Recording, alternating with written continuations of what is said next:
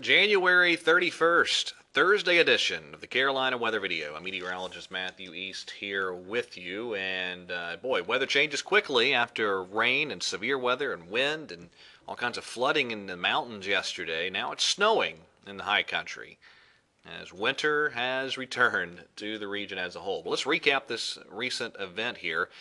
All those symbols you see plotted there, those are various wind-related reports, either wind damage or wind gust reports, a lot of them, and that's just over the past 24 hours.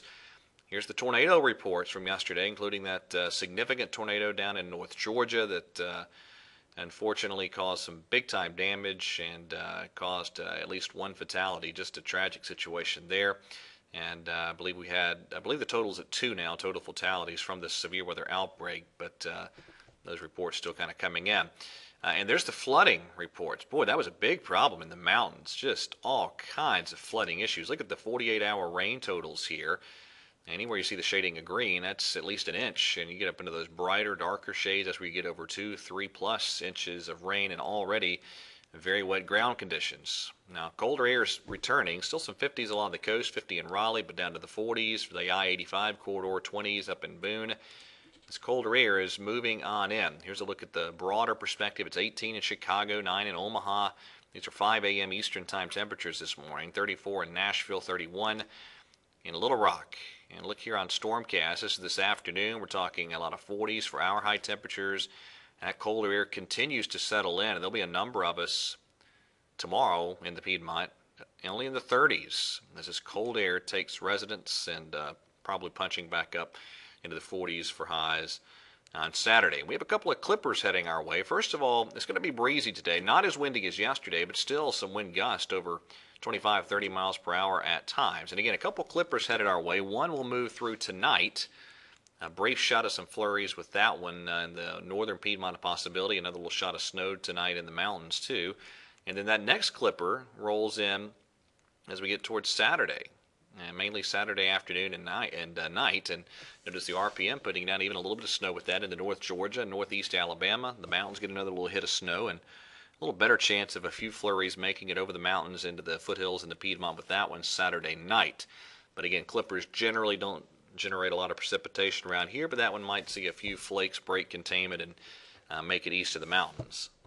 So here we go on the 500 millibar chart from the European model. Here comes that next clipper rounding this trough, and as we go out to the 36-hour chart, there it goes, swinging through tomorrow morning. And then yet another clipper coming for the Saturday night and Sunday morning time frame.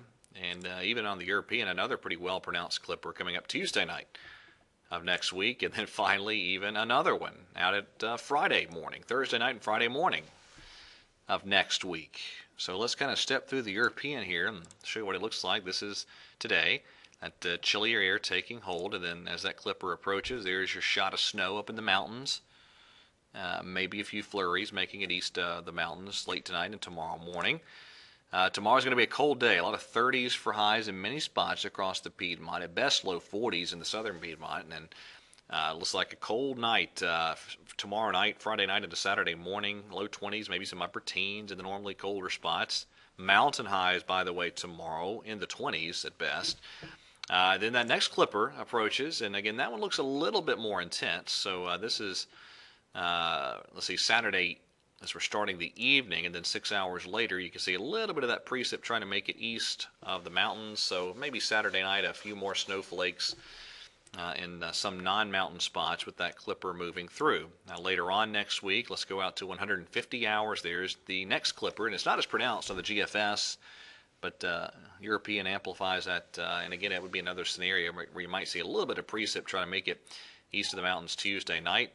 And finally, one more chart for you. This is the GFS model, way out of 300 hours. And I just wanted to show you that there's been some indications on a lot of the recent run to the GFS of some type of a cold air damming deal with this system around the 11th or 12th. It remains to be seen whether that would just be a chilly rain or whatever the case may be, but just kind of throwing that out there. That surface low winds up cutting up west of the mountains, so that ends up as a rain scenario, but just looks like the storm track could get pretty active later on this month. All right, so that is a look at today's edition of the Carolina Weather Video. Thank you for watching. Have a great day, and God bless.